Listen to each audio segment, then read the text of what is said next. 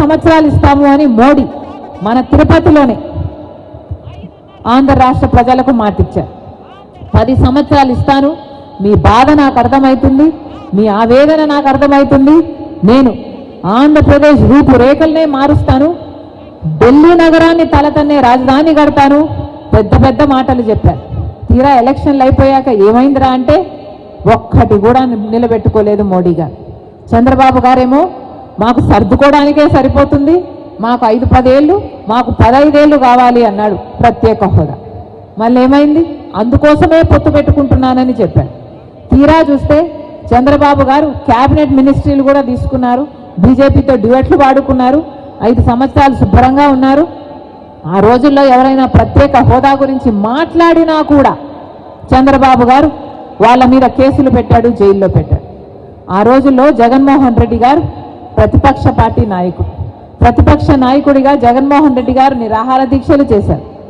మూకుమ్మడి రాజీనామాలు చేద్దాము అన్నారు. మూకుమ్మడి రాజీనామాలు చేస్తే మనకు ప్రత్యేక హోదా ఎందుకు రాదో చూద్దాము అన్నారు.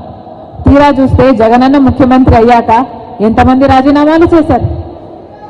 మూకుమ్మడి రాజీనామాలు చేశారా? ఒక్కరైనా రాజీనామాలు చేశారా? ఒక్క నిజమైన పోరాటమైనా చేశారా? ఒక్కటి కూడా చేయలేదు. ఒక్క రోజు కూడా ప్రత్యేక హోదా ఊసే లేకుండా చేశారు.